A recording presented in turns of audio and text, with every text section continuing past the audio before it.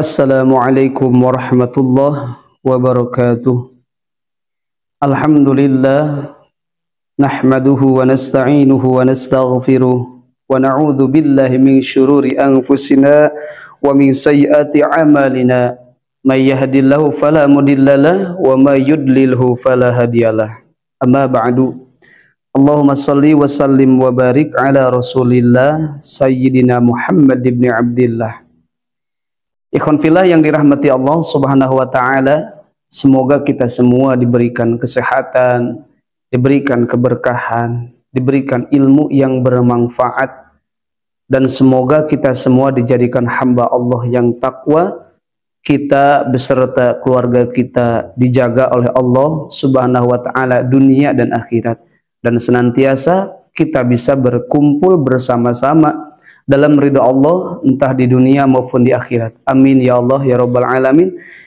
Yang mempunyai hutang barangkali di sini ikhwan fillah yang mempunyai hutang banyak, saya doakan semoga Allah memberikan jalan untuk bisa melunasinya. Yang mempunyai hajat-hajat, semoga Allah mengabulkan hajat-hajatnya, dan dengan hajat tersebut kita tambah cinta, tambah ibadah pada Allah Subhanahu wa taala. Amin ya Allah ya Rabbal Alamin.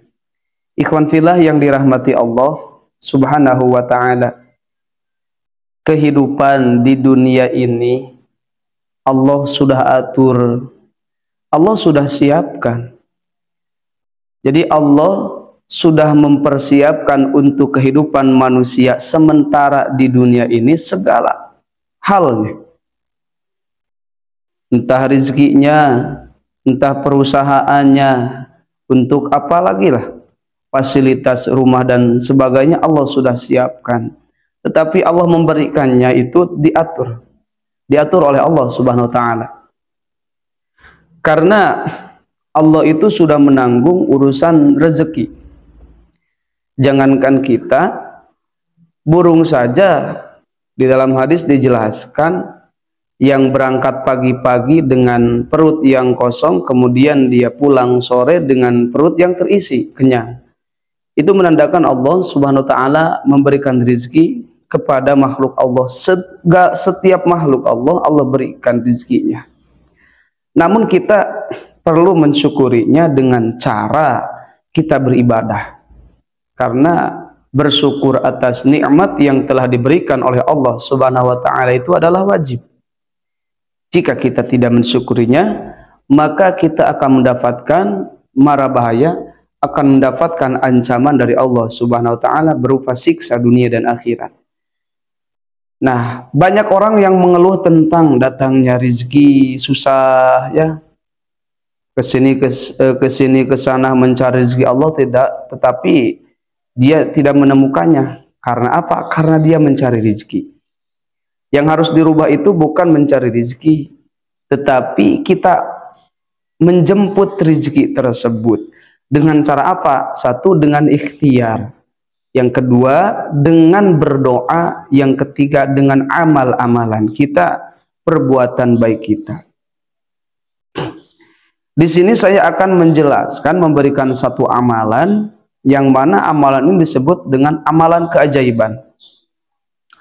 Tapi sebelum itu, sebelum saya lanjut, yang belum bergabung di channel ABM TV untuk bisa menekan tombol subscribe, like, comment, and share, dan semoga apa yang ikhwan fillah sharekan di grup di mana-mana, di sosmed, semoga menjadi amal kebaikan dan dijadikan amal jariah. Amin ya Allah ya Rabbal Alamin.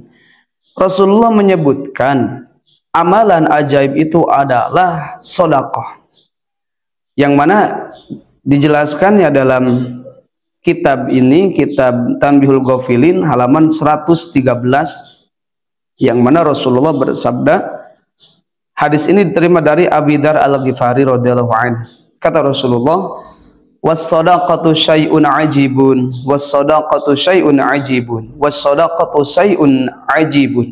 Rasulullah mengulang-ulang perkataan itu hingga 3 kali.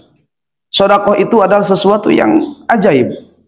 Sedekah itu sesuatu yang ajaib, yang mana yang namanya ajaib itu susah dicapai dengan akal. Bahkan saya bisa membuktikan dulu saya bukan ria, bukan apa ya, setiap Jumat kalau saya punya uang, sewaktu saya masih mondok, saya selalu bersedekah. Setiap Jumat ada tetangga saya yang kurang mampu, semampu saya. Alhamdulillah, saya sampai sekarang oleh Allah dilancarkan urusan rezeki. Dan ikhwan fillah bisa menjadi motivasi ini supaya kita mendahulukan sedekah. Nah, sedekah itu adalah syai'un ajibun was shadaqatu syai'un ajibun. Jadi sedekah itu adalah sesuatu yang ajaib, keajaiban sedekah yang bisa merubah yang tadi tidak mungkin menjadi mungkin. Bahkan ikhwan fillah, Rasulullah bersabda, "Man naqasa malun min shadaqatin bal yazdad bal yazdad bal yazdad." Satu harta tidak akan pernah berkurang ketika harta itu dipakai untuk sedekah. Ya, kita punya harta 10.000, kita 1.000 sedekah. Itu harta itu tidak akan berkurang, bertambah kata Rasulullah SAW. Bahkan keutamaan sedekah itu bisa mengobati penyakit kita. Jika kita mempunyai penyakit yang sudah lama, sudah berobat ke sini, ke sana, kemari, maka alangkah baiknya kita ikuti dengan bersedekah. Karena apa? Karena kata di dalam kitab ini, dawu mardokum bisodaqah. Dalam hadis, dawu mardokum bisodaqah. Obatilah penyakit-penyakitmu itu dengan sedekah. Jadi sedekah itu bisa mengobati penyakit yang tadi tidak mungkin. Ketika kita bersedekah, berniat, ya Allah, dengan sedekah ini semoga engkau memberikan kesehatan untukku, maka sedekah itu bisa menjadi penyembuh dari segala penyakit. Bahkan ikhwan fillah, yang salah itu ketika kita bersedekah, ini yang harus diperbaiki. Kepada siapa kita harus bersedekah? Kita ikuti Al-Quran. Yang mana kata Al-Quran, yas'alunaka madza yunfikun qul ma anfaqtum min khairin falil walidaini wal aqrabina wal yatama wal masakin. Maka bersedekah itu yang paling utama adalah kepada orang tua dulu. Jadi kita bersedekah itu kepada orang tua, pahalanya lebih luar biasa, lebih banyak. Jika tidak mempunyai orang tua, Pak Ustadz, orang tua saya sudah meninggal, kita baru bersedekah kepada kerabat kita, atau kita sumbangkan ke masjid dengan niat kita bersedekah untuk orang tua kita. Itu akan berlimpah keberkahan. Karena kita kembali ke awal, sedekah itu adalah keajaiban.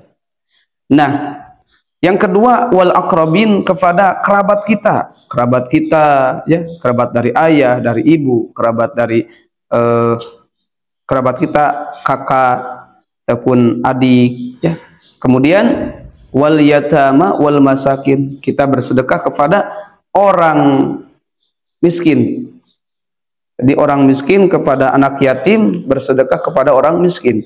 Nah, itulah ikhwan fillah runtutan sedekah yang harus kita berikan terlebih dahulu orang tua, kerabat kita, anak yatim, kemudian masakin, orang-orang miskin. Nah, dengan amalan tersebut kita dawamkan, kalau tidak bisa setiap hari, minimal 1 minggu 1 kali. Jika tidak bisa 1 minggu 1 kali, mau berapapun sedekah, yang penting kita ikhlas dalam bersedekah. Maka sedekah itu adalah keajaiban yang dijelaskan oleh Rasulullah Sallallahu Alaihi Wasallam. Semoga kita bisa mengikhlaskan apa yang kita sudah sedekahkan, dan semoga kita semua dijaga oleh Allah dan istiqomahkan dalam kebaikan. Billahil hidayah wa taufik. Wassalamualaikum warahmatullahi wabarakatuh.